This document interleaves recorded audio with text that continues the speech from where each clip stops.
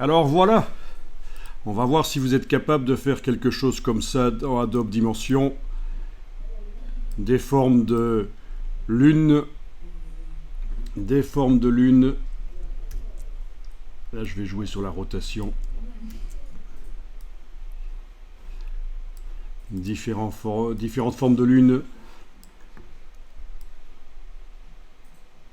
Donc vous voyez, j'ai sélectionné l'objet et je joue sur la rotation ici en Y, donc l'axe vertical, parce que si j'essaie d'utiliser le gizmo, c'est pas toujours évident, c'est un peu écrasé, c'est un peu tout au même endroit, et j'ai pas envie de faire le bouton droit de la souris pour tourner autour de l'objet, parce qu'il est correct par rapport à la perspective.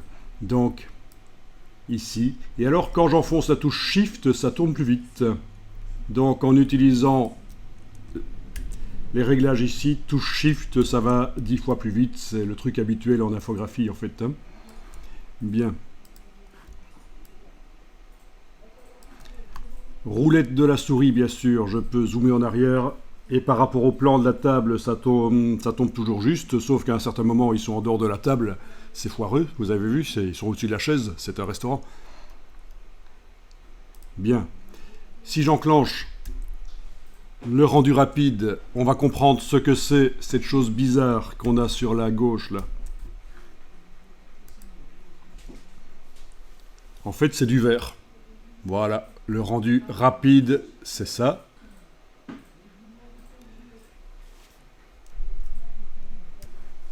Je vais désenclencher le rendu rapide. Je vais peut-être aller mettre un autre arrière-plan, juste pour tester. Donc, parmi les images qui sont là, on a... Images, on a dit. Voilà, on a d'autres images qui sont fournies. La galerie, l'autre table, la toile de fond désert, etc. Ah ben, on va mettre sur toile de fond citadine, puisque ça ressemble un peu à des sculptures, c'est pas plus mal. Voilà. Il faut bien sûr que je demande pour que l'éclairage soit correct, adapté à l'image. Ok. Donc ça, c'est quand on n'a aucun objet sélectionné. Parce que si j'ai un des objets sélectionnés, action, ben ça me propose différentes actions, mais pas celles adaptées à l'image. Donc c'est en cliquant sur le décor derrière qu'on a adapté à l'image.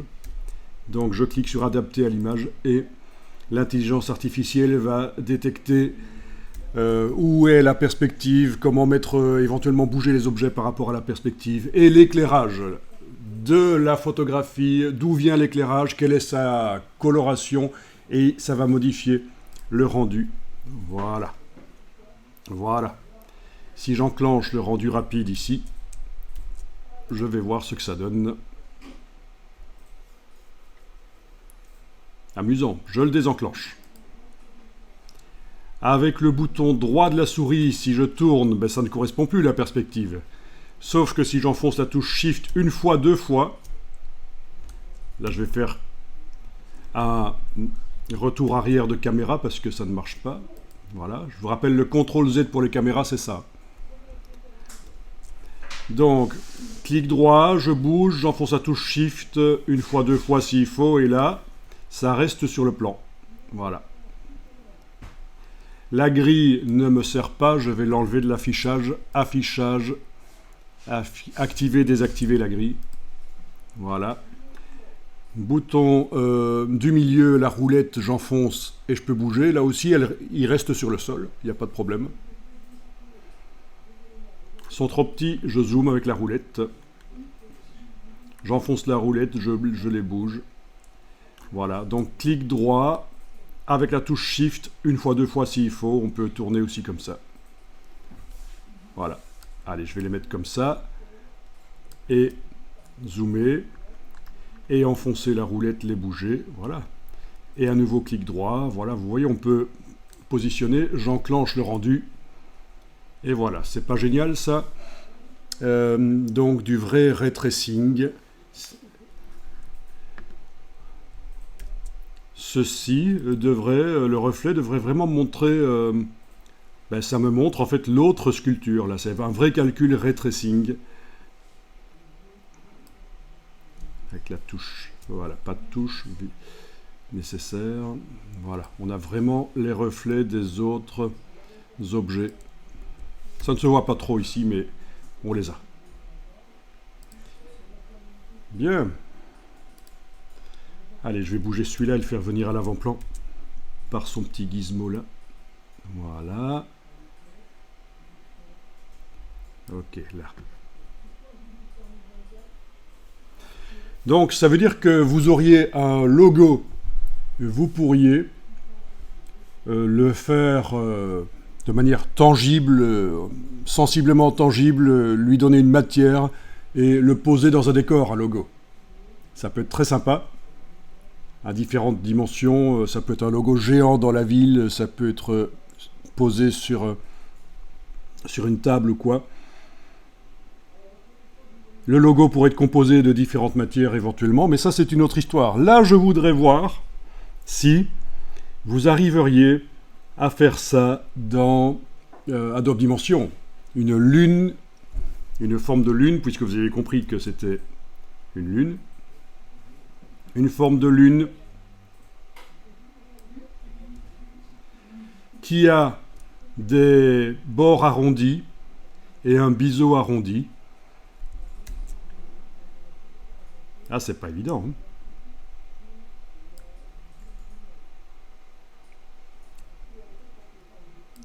Vous allez chercher un peu comment vous arriveriez à faire ça. En différentes matières, éventuellement, oui.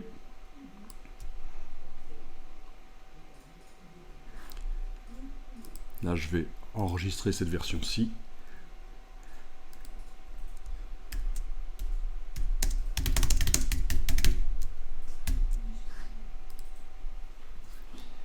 Je vais tester rapidement, parce que là, j'ai montré seulement avec les images qui sont livrées dans Adobe Dimension pour faire des tests. Mais je vais aller faire fichier, importer, image en tant qu'arrière-plan. On peut aussi glisser, déposer du navigateur web, ça marche. Non, pas du navigateur web, du navigateur de fichiers de l'ordinateur, le Finder si on est sur Mac ou l'explorateur Windows si on est sur Windows. Alors, j'ai différents... donc là, je suis en train de faire fichier, importer, placer, image en tant qu'arrière-plan. Je suis en classement par liste et évidemment, je clique sur les fichiers et pour voir à quoi ça correspond, j'enfonce la barre d'espacement parce qu'on est sur un Mac. Donc il y a ces trois images-là en fait avec lesquelles je peux jouer.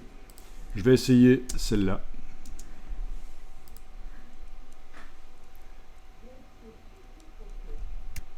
Voilà.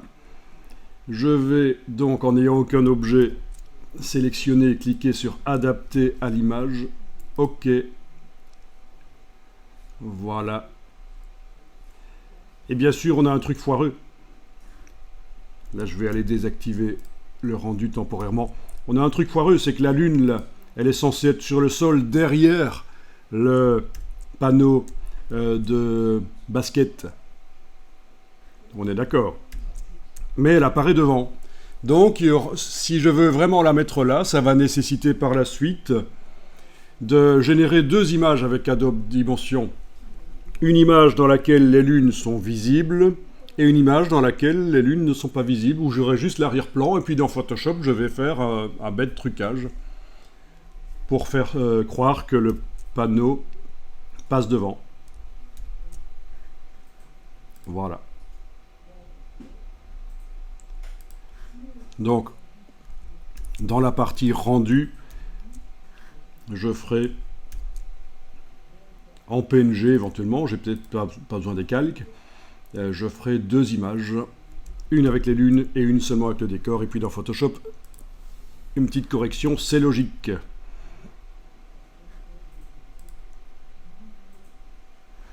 Maintenant, si je la déplace et qu'elle n'est pas au même endroit que le panneau, ça peut passer.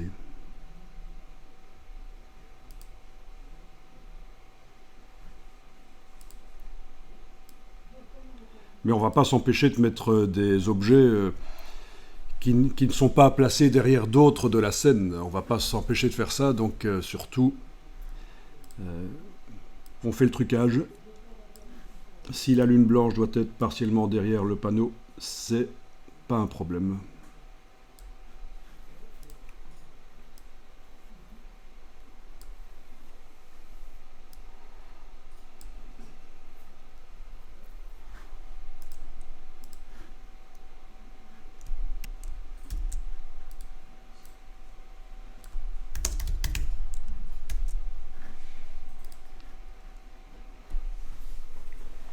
Donc voilà, vu que vous commencez quand même à connaître assez bien Adobe Dimension, vu que vous connaissez pas mal Adobe Illustrator, donc ça c'est l'astuce que je viens de dire. Pour faire la lune, bien sûr, il faut la faire dans Illustrator. Mais vu que vous connaissez quand même pas mal, vous allez pouvoir donc commencer à faire des tests. Donc l'idée c'est qu'après, sur base de ce qu'on aura consolidé ici dans vos connaissances, on pourra faire de l'implantation d'un logo. Ok. Alors, c'est pas obligatoire que les lunes soient toutes à la même taille. Il peut y en avoir des plus grandes que d'autres. Je veux dire, pas seulement parce qu'elles sont plus proches de la caméra, mais parce que réellement, dans la scène, elles sont plus grandes ou plus petites. Donc en ayant sélectionné l'objet, on a ici l'échelle. Si j'enclenche la chaîne et que je bouge, voilà. Là, j'enfonce même pas la touche Shift parce que ça va déjà très vite. On peut modifier la dimension de l'objet, évidemment. Voilà. Alors, on a aussi les gizmos. Donc ça, c'est les gizmos pour déplacer sur les axes, les flèches, si on le prend par là. Ça, c'est pour tourner, bien sûr. Mais alors, il y a celui-ci, l'échelle. Si on prend par là, ça modifie aussi la dimension. Et il n'y a pas de possibilité ici, je ne vois pas, pour faire une échelle différente. Je veux dire, ça s'agrandit dans tous les sens. Donc si je voulais faire une échelle différente, il faudrait que j'aille casser la chaîne ici et jouer. Voilà. Mais je vais remettre en échelle. Ah non, il faut d'abord que je retape 0,8 ici. Touche tabulation. Voilà.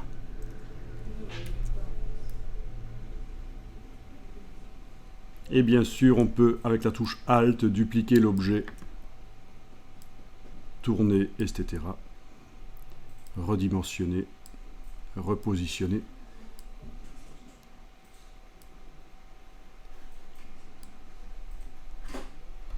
En tant que visuel, pour un flyer, ce genre de technique peut être intéressante. De la 3D. Je vous dis, avec un logo, avec éventuellement un décor plus intéressant, ça peut être bien. Si vous avez eu un peu de mal pour faire l'exercice des lunes, il y a la solution qui est dans cette playlist YouTube. Donc, avec le raccourci qui est là, bit.ly.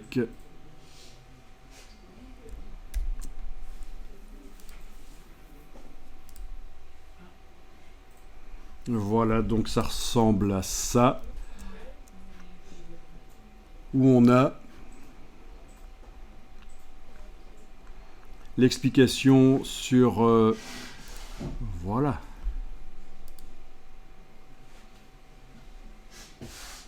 Et vous voyez qu'il y a un bord arrondi en fait. Hein. Donc vous avez modifié la pointe, vous avez fait un arrondi sur la pointe visiblement. Mais par contre, il y a aussi un arrondi sur la tranche.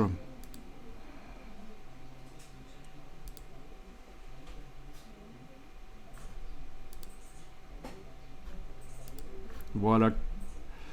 Comme on le voit sur ce rendu rapide, il y a un arrondi sur la tranche aussi. Et ça se fait dans Illustrator. Donc la pointe, ça se fait dans Illustrator sur l'objet de base qui sert à faire l'objet 3D dans Illustrator. Mais l'arrondi, c'est sur l'objet 3D directement. Il y a une option biseau. en fait. Voilà. Donc je vais vous laisser regarder ça à votre aise si vous voulez compléter votre formation. Bien.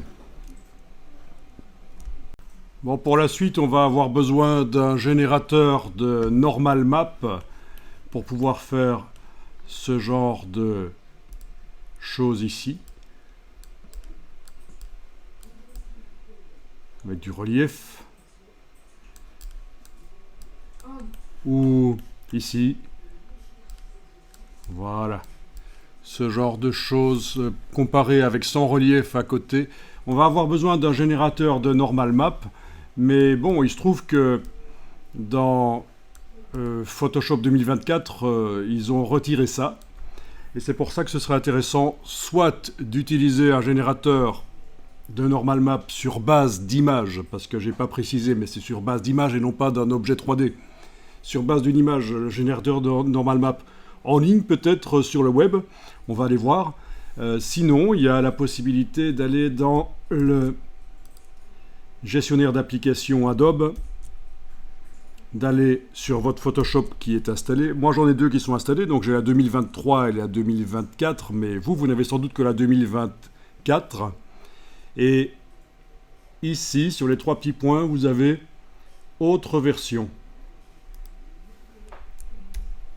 Et là, vous pouvez installer des versions antérieures. Ah, on peut quand même retourner. Oui, ça reste toujours du... Oui, il y a celle avant la 2023 apparemment. Peut-être. Oui. Donc voilà, pour récupérer une fonctionnalité 3D qu'ils ont retirée de la 2024.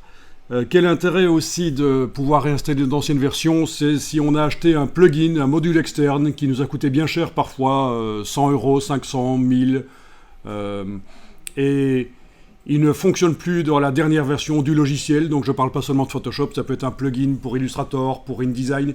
Ben, voilà l'intérêt de pouvoir installer une version qui n'est pas la dernière. Bon, donc moi, c'est déjà installé la version 2023. Et en plus, elle est à jour. Oui, parce qu'il continue à faire des mises à jour régulièrement pour les anciennes versions aussi.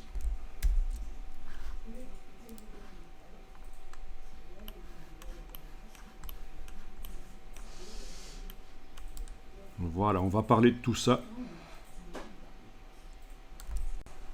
Donc pour ce qui est de l'exercice avec les lunes, ce sera à mettre sur le serveur FTP.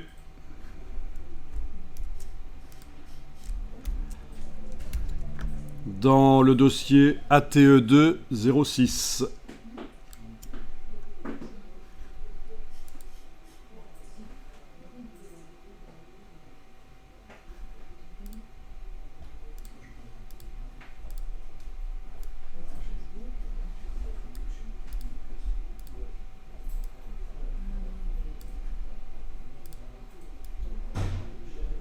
Ouais, donc sur le serveur FTP ATE2 06.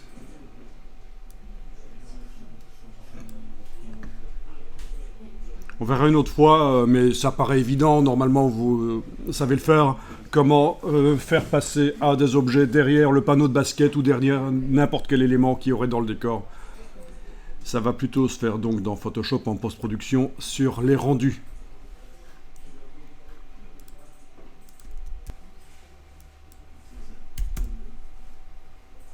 Comme d'habitude, vous rendez tout ce que vous avez fait, tous les fichiers. Pas seulement le dernier, pas seulement le final, toute la progression. Et bien sûr, le fichier Illustrator avec, il va sans dire. Donc, l'exercice suivant, c'est donc ça. On va faire une boîte à bord arrondie. On va mettre un motif Art Nouveau dessus. Celui de gauche a de la brillance, celui de droit est mat. Ça recouvre tout, là, voilà.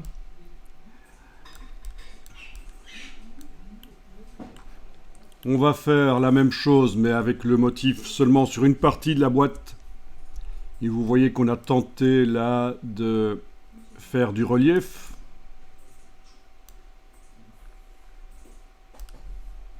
Mais il ne correspond pas au motif. Clairement, il est beaucoup plus grand.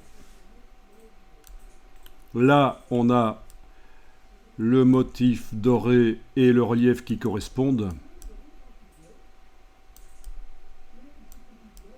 Amusant.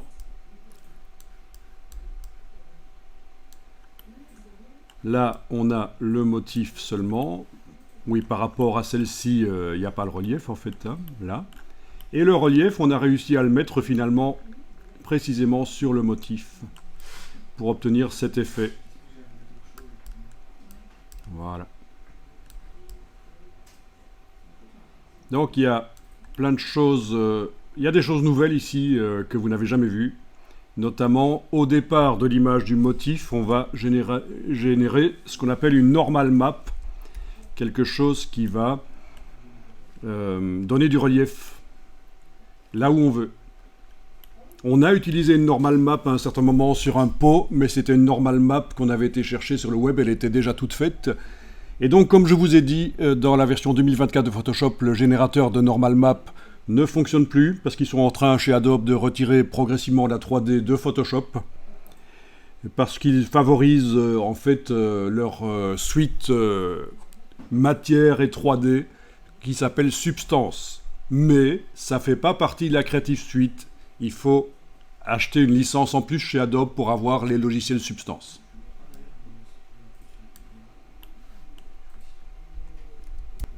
On ira voir aussi s'il existe sur le web des endroits où on pourrait envoyer une image et que ça nous génère un relief au départ de l'image.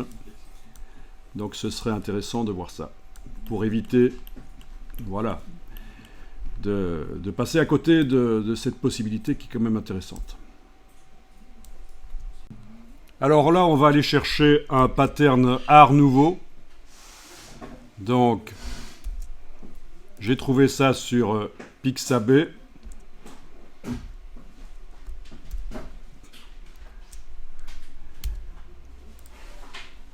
Si on s'est inscrit sur Pixabay, on a la possibilité gratuitement de télécharger ce motif Art Nouveau avec différents niveaux de qualité, y compris du vectoriel, du SVG. Donc voilà, sur Pixabay, et on a un download. Voilà, donc je ne conseille pas particulièrement ce site pour aller chercher des images, je ne le déconseille pas non plus. Je ne peux pas vous dire de faire un compte et de vous inscrire, parce que, voilà, RGPD, Règlement général de protection des données, vous n'avez pas à vous inscrire sur des sites commerciaux comme ça, parce que c'est commercial, forcément, ça récupère votre adresse mail pour vous envoyer du spam après. Donc c'est toujours intelligent, quand on va sur ce genre de site, si on veut éviter le spam, de s'inscrire avec une adresse mail qu'on utilise rien que pour ça. Vous avez même certains navigateurs comme Firefox qui détectent tout de suite que vous êtes sur ce genre de site et qui vous proposent de faire une adresse mail temporaire. Mais ça, c'est encore une autre histoire. Quoi qu'il en soit, dans le download, vous avez la version vectorielle, Vector Graphics, le SVG. Quoique c'est peut-être du AI directement, je ne sais pas, on va voir. Comment on va faire pour que vous puissiez avoir cette image en vectoriel? Eh bien, c'est simple, je l'ai mise sur un serveur Google Drive à moi, accessible par l'adresse ici, sans devoir s'inscrire, c'est accessible à tous, et le raccourci, il est là. Donc si vous tapez ça dans la barre d'URL d'un navigateur, vous arrivez sur le dossier dans lequel il y a le AI, oui, donc c'est même pas du SVG, c'est directement du Adobe Illustrator qu'ils ont proposé sur Pixabay. Allez-y, tapez ça dans la barre d'URL d'un navigateur et téléchargez le fichier AI. Le fichier que tout le monde déteste, il est AI. Donc vous avez téléchargé le fichier AI grâce à donc ce lien. Bon, si vous l'ouvrez dans Illustrator, voilà à quoi ça ressemble. C'est du vectoriel, mais visiblement la vectorisation est un peu grumeleuse, mais ça va. On pourrait passer un simplificateur de tracé éventuellement là-dessus, objet, tracé, simplifié, des choses comme ça, mais bon, on va le prendre comme ça. Donc si je fais commande Y, je vois que ce sont des vecteurs, bien sûr. Donc ce qui va me permettre par la suite éventuellement de mettre des couleurs différentes à chaque vecteur, c'est ça qui est intéressant. C'eût été une image noire et blanc, j'aurais pu la vectoriser aussi, j'aurais obtenu le même genre. En fait, je vais la fermer ici, et il y en a qui sont en train de se dire « Ah, il va enfin arrêter de parler ». Non, quand je dis « je vais la fermer », c'est l'image. Et donc, dans Photoshop, peu importe 2024-2023, vous allez ouvrir l'image, le fichier vectoriel. Là où vous l'avez téléchargé.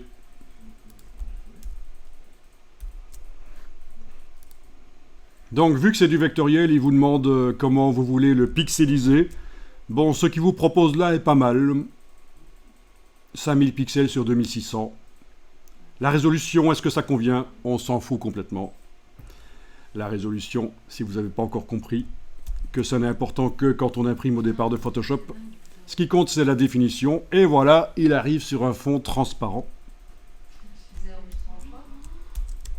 Bon, je vais rapidement régler correctement mon Photoshop pour la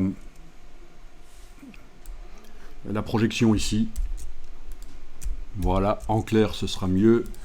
Dans menu fenêtre, je décoche cadre de l'application parce que j'ai qu'un seul écran. Enfin si, j'en ai 3, mais ils diffusent tous les 3 la même chose. Voilà, ce sera un peu mieux. Donc on va garder la transparence. Et alors là, sur le calque actuel,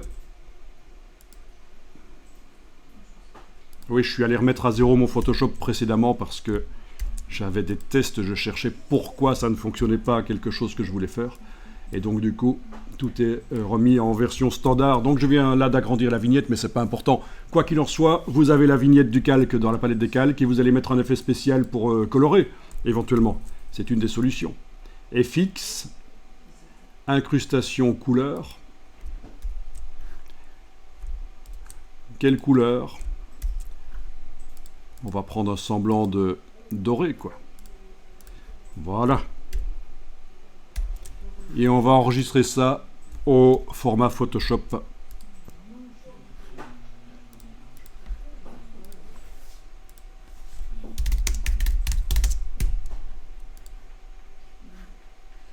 Donc, format Photoshop.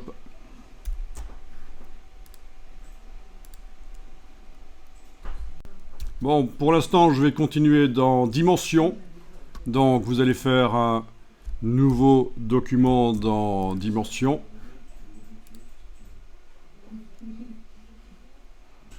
Et on va aller chercher dans les ressources pour démarrer, dans les formes de base, on va aller chercher un cube. Voilà, cube. Donc parmi les propriétés du cube, vous avez en bas, quand vous scrollez, quelque chose qui s'appelle biseau. Vous pouvez l'enclencher. On va aller mettre un biseau sur le cube. Donc une fois que c'est enclenché, je scrolle à nouveau. Vous avez le rayon du biseau. Vous pouvez tester. Donc le cube fait 20 cm et là, c'est un biseau de là, 1 cm, 2, 3, blablabla. Et à la fin, ça ne ressemble plus à un cube, c'est une sphère forcément, à force d'avoir un biseau immense. Mais là, vous allez choisir d'avoir un biseau correct. Voilà. Au passage, vous voyez que vous avez aussi la possibilité de gérer le nombre de côtés du biseau. Actuellement, le biseau est quand même bien courbe, 20 côtés. On ne voit quasiment pas les côtés, donc... mais si on diminue, ça va donner des choses plus intéressantes peut-être. Voilà, je suis à 12. Donc voilà.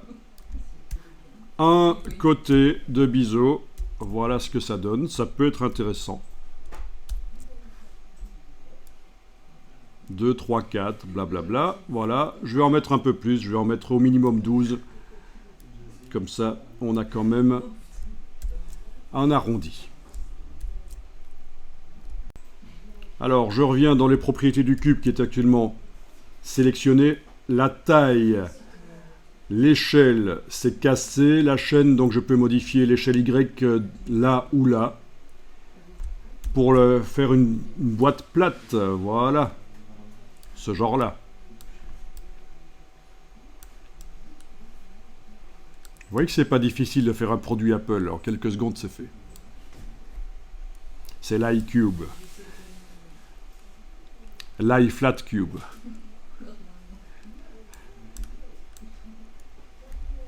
Alors vous pouvez enregistrer déjà cette première version. Donc, je vais appeler ça cube-01.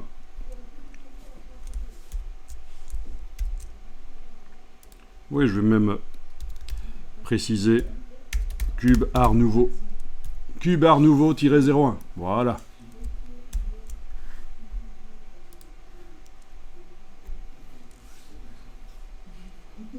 Parce que la décoration va être de l'art nouveau dessus, comme vous avez vu.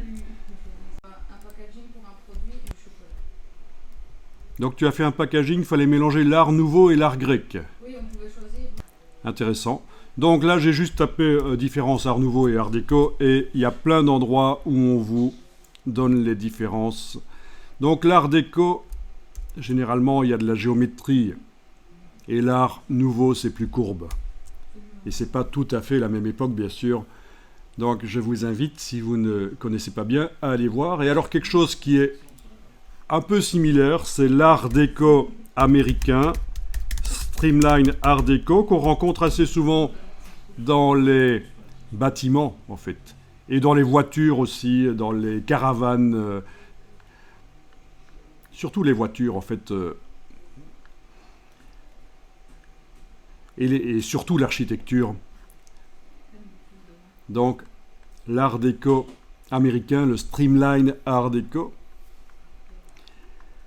C'est un peu plus compliqué que ça, mais bon.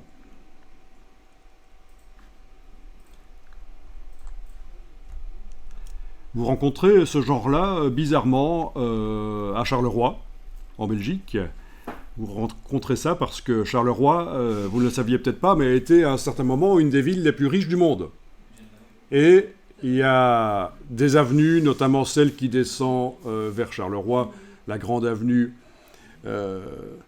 Vous avez des maisons, notamment art déco sur le côté, c'est surprenant.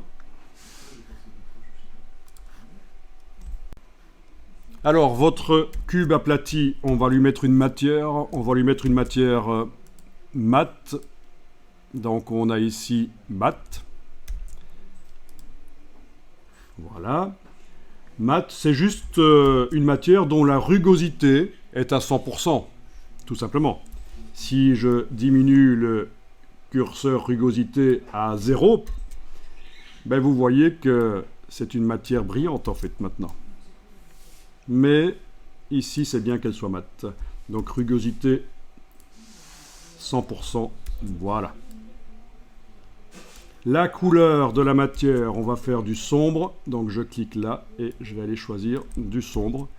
Peut-être pas du noir total, parce que dans la vraie vie, du noir vraiment profond, c'est plutôt rare. Il y a l'éclairage, il y a la technique d'impression qui fait que, voilà.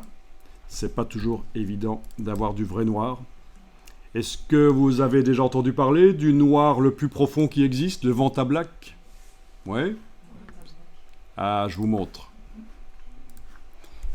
Quoi qu'il paraît qu'il a été détrôné, il y a encore plus noir maintenant.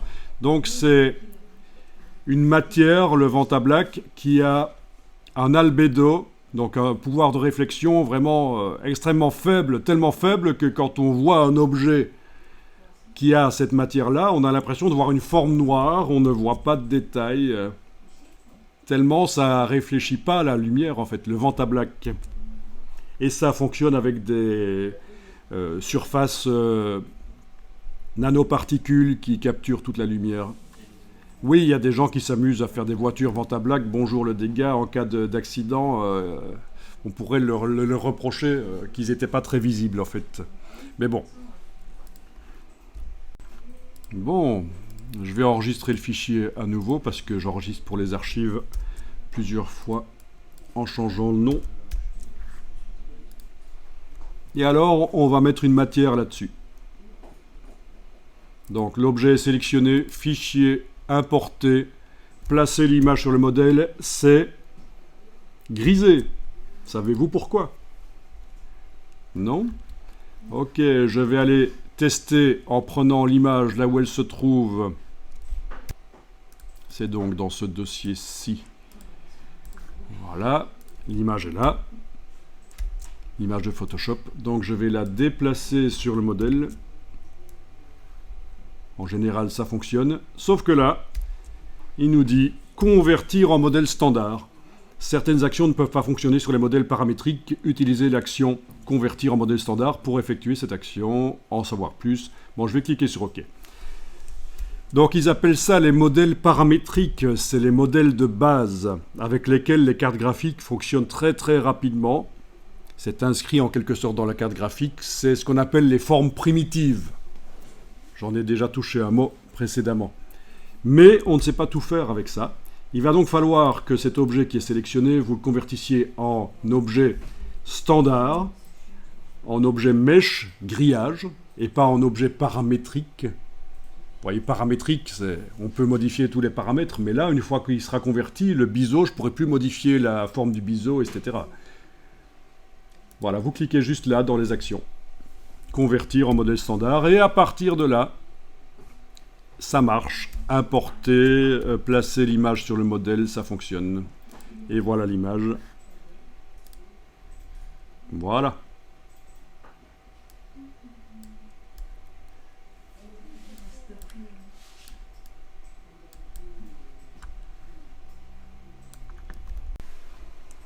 Bon, ici, je vais, avec la touche Alt...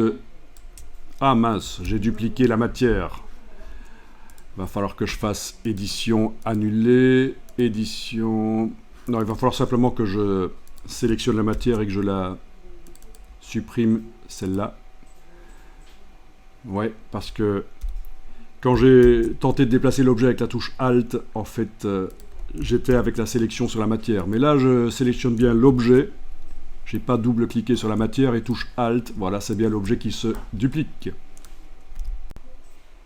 Donc, l'image, si je double-clique sur elle, je vais pouvoir indiquer qu'elle est non pas une décalcomanie, mais un fond. Voilà, fond. Donc, elle se met partout. Étant donné que sur les bords de l'image, ah non, j'ai rien dit. Il y a quand même un petit problème ici de raccord. Mais bon.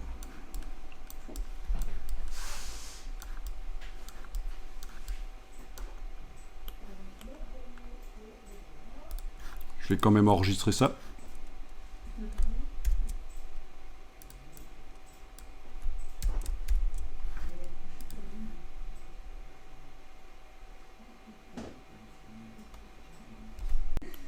Voilà, donc, si je double-clique là-dessus, l'image est là, par-dessus la matière. Et dans les propriétés, j'ai la possibilité de modifier l'opacité, la rugosité, l'aspect métallique. Pour la rugosité et l'aspect métallique, je pourrais utiliser, comme on a fait l'autre jour pour l'image de l'abeille sur le box, je pourrais charger une image pour indiquer que c'est rugueux à certains endroits, ou c'est brillant à certains endroits et pas à d'autres, c'est métallique à certains endroits et pas à d'autres. Par contre, il n'y a pas le curseur des normal maps, qui est le système qui permet de donner du relief. Voilà. Mais on verra pourquoi et comment faire. Alors on va aller dans Photoshop, et de préférence ici Photoshop 2023 qui a encore la fonctionnalité 3D. On va voir si chez vous ça fonctionne. Donc l'idée c'est de faire une normal map, c'est-à-dire ce genre d'image bizarre dont on a déjà parlé, qui permet de simuler le relief sur un objet 3D. En fonction de d'où vient l'éclairage sur l'objet dans la scène 3D, c'est certaines de ces couleurs qui vont devenir blanches et d'autres qui vont devenir sombres. pour indiquer les reflets et les ombres, donc la surface. Donc c'est ça l'idée en fait, hein. Et donc ce genre de normal map se fait au départ d'un vrai objet 3D complexe avec un maillage, avec des millions de polygones. Mais ça peut se faire aussi au départ d'une image. Et c'est ce qu'on va faire. Donc dans Photoshop 2023, vous allez ouvrir l'image. Voilà. On va l'enregistrer sous, déjà maintenant avant de faire le processus pour ne pas perdre l'autre image, on va l'enregistrer sous le nom normal map-01. Voilà. Si on doit en faire plusieurs, ce sera bien. Donc je suis dans Photoshop 2023 qui intègre toujours la 3D, mais ça fait des années que Adobe dit qu'ils sont en train de retirer progressivement la 3D de Photoshop, puisqu'ils favorisent d'autres systèmes 3D qui mettent en place, notamment Substance, qui malheureusement est un système, une suite logicielle payante. Ce n'est pas la Creative Cloud, c'est en plus de la Creative Cloud. Donc voilà, c'est plutôt ennuyeux quand on ne fait pas souvent de la 3D de devoir payer 15 € par mois, je pense, en plus de la Creative Cloud pour la suite Substance. Quoi qu'il en soit, ici dans la palette des calques, au niveau de l'incrustation couleur, ben, on n'en a pas besoin. On peut enlever l'œil en face des effets. On va créer un calque directement sous celui-là. C'est donc CTRL-clic sur le plus ou commande-clic dans le bas de la palette des calques. Et ça fait un calque qui est directement en dessous. C'est juste pour épater la galerie. Sinon, on aurait pu le créer au-dessus et le déplacer. C'est la même chose. On va envoyer de la couleur blanche dedans. Donc, par exemple, édition remplir avec blanc ou tout autre système pour remplir de blanc le calque. Voilà.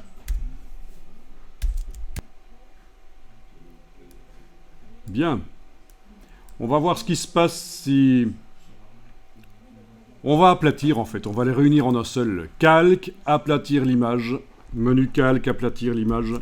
Et on va demander, ben déjà on va enregistrer au cas où ça plante.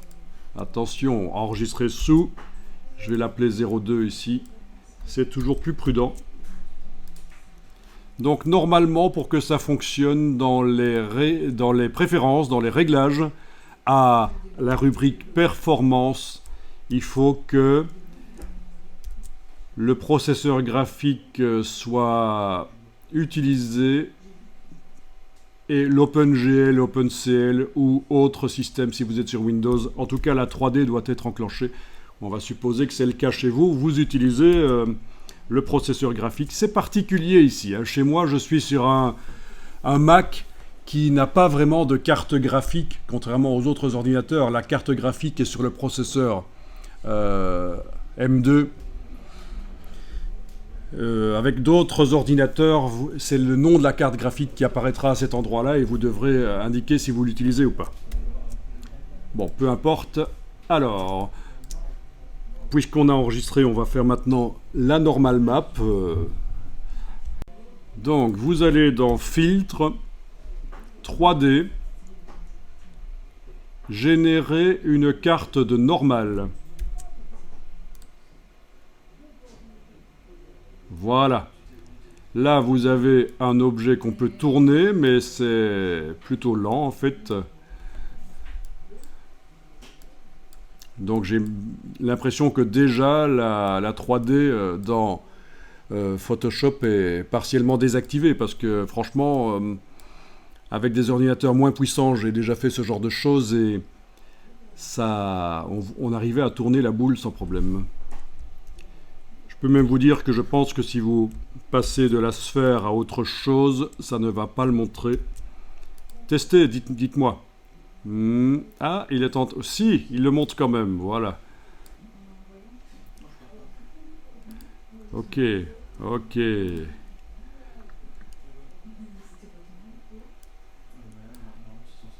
Bon, c'est un peu misérable, il faudra trouver d'autres solutions parce que, voilà, faut évoluer, faut s'adapter au changement. Je suis retourné à la sphère. Vous avez la possibilité d'inverser la hauteur. Donc, c'est comme si on partait d'une image inversée.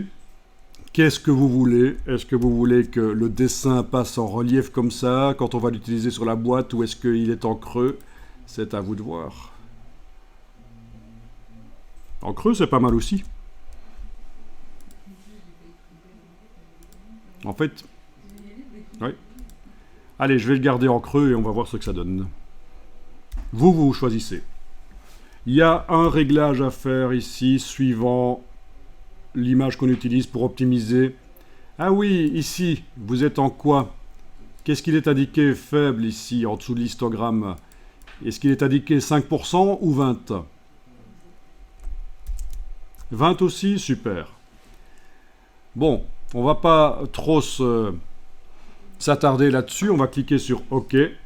Et voilà la normal map qui n'a pas été faite sur base d'une géométrie, mais sur base de l'image. Ça a supposé que voilà, le relief ressemblera à ça. Je l'enregistre sous... Voilà, je change le nom ici. Voilà.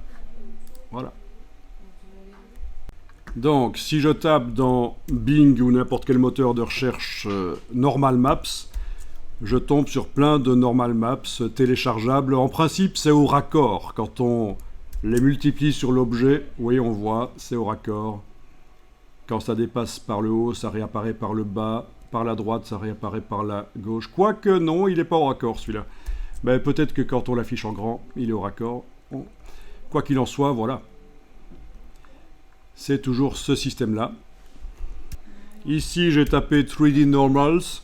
Qu'est-ce que c'est les normales? Ben, on le voit ici. Ce sont les perpendiculaires à la surface de l'objet. Vous voyez, ici, on a un objet courbe et toutes les perpendiculaires, comme si on avait planté des aiguilles dans l'objet. Voilà, les normales. Et donc, la normal map indique le relief, comment il est orienté et comment ça va réagir par rapport à la lumière quand on utilisera l'objet avec une normal map sur lui dans un logiciel 3D. Ici, j'ai juste tapé dans le moteur de recherche Normal Maps Video Game Character et c'est beaucoup utilisé en jeu vidéo en fait ce système. C'est-à-dire qu'on part d'un... J'essaye de trouver, oui, une image parlante là-dessus, voilà. On part d'un modèle 3D complexe avec plein de polygones qu'on a fait dans le logiciel 3D. Et on demande d'en faire une version simplifiée. Et c'est ça qui est dans le jeu vidéo. Mais en réalité, c'est ça que vous voyez dans le jeu vidéo parce que sur ce modèle simplifié, il y a une normal map qui donne l'impression qu'il y a du bas-relief comme ça. Donc voilà un secret pour que les jeux vidéo fonctionnent rapidement. La normal map. Voilà, il y a plein d'exemples en fait, hein, où on vous montre le modèle 3D complexe, une version simplifiée, moins que le précédent là, hein, quand même, et comment ça apparaît sur le jeu vidéo. Très intéressant. Voilà. Il y a plein d'exemples. Dans le logiciel 3D, des millions de polygones ingérables par une console de jeu ou un PC dans un jeu. On en fait une version plus simple. On applique une normal map. On a l'impression que c'est complexe. Mais non, ce n'est que de la surface. Donc, dans Dimension... Dans Dimension... Tiens, j'ai fermé la fenêtre. Ah, il est là. Ok. Sur la copie de la boîte ici, on a donc...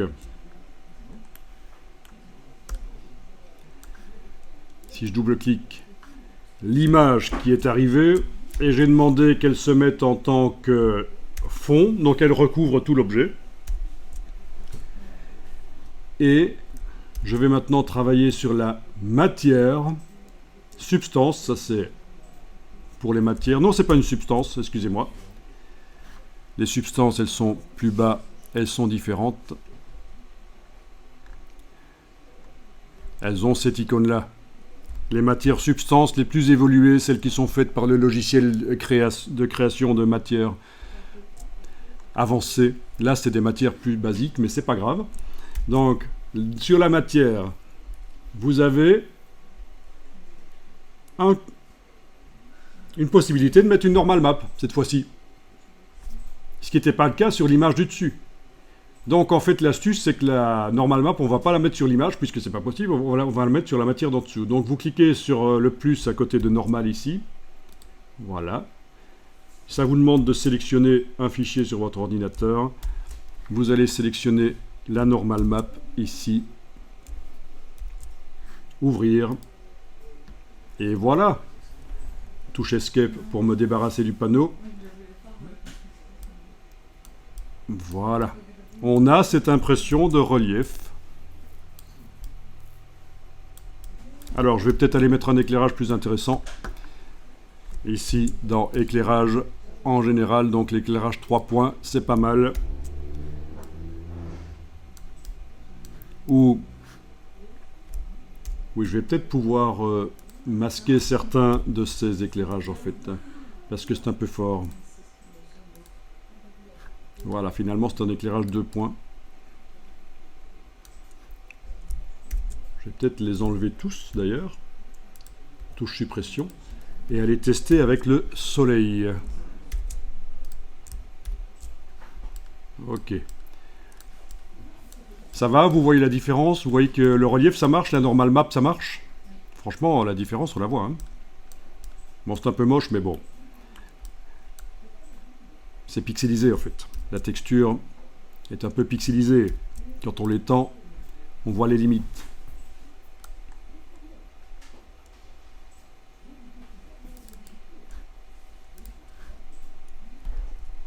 Bon, faut jouer sur le curseur rugosité aussi éventuellement. Voilà. Je diminue la rugosité qui est à 100% et je vois apparaître ceci. Voilà, on voit les reflets. Donc ça donne l'impression que c'est verni.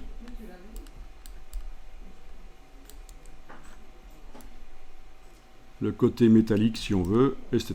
Ben voilà. Et bien sûr, c'est pas ça qu'on veut obtenir au final, mais on avance déjà. On va enregistrer le fichier là.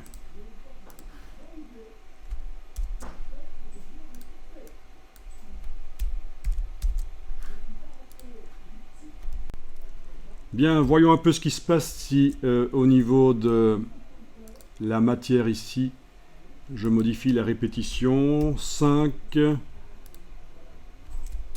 Voilà, on a le relief qui est répété 5 fois. Ah ah, mais ça ne correspond plus à l'image. Donc ce serait peut-être intelligent d'aller sur l'image, enfin la matière image, et demander également la même répétition 5 fois, en espérant que ça va correspondre, ça va tomber juste. Ça tombe juste. Génial. C'est pas joli ça? Alors pour ce qui est de placer l'image seulement sur une des faces du cube, c'est une autre histoire. Il faut utiliser un déploiement UV. Ça va pas être facile de le faire. Quoique, peut-être en demandant les mêmes paramètres de positionnement pour l'image du dessus et pour la normal map, ça devrait pouvoir fonctionner, mais on va voir.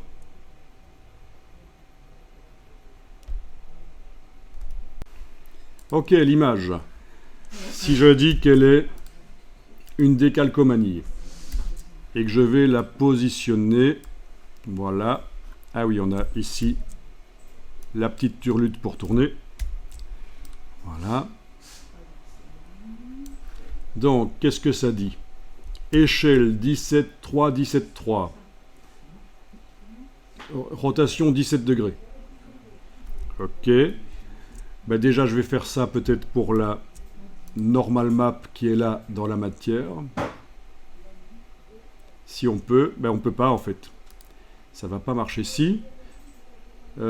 Non, on n'a pas d'échelle en fait. Ici, on a juste le décalage et la répétition. Donc voilà, c'est foutu. Il faut utiliser vraiment le système de l'UV, du déploiement UV, UV unwrapping, pour arriver à faire ce qu'on veut faire.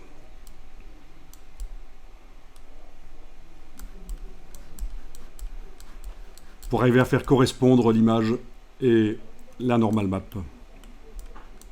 À moins que vous trouviez une solution, auquel cas je vous donne votre diplôme tout de suite. Non, vous aurez toute mon estime. Le diplôme, c'est pas moi qui m'en occupe. Ok, je vais quand même enregistrer ça pour voir qu'on a testé.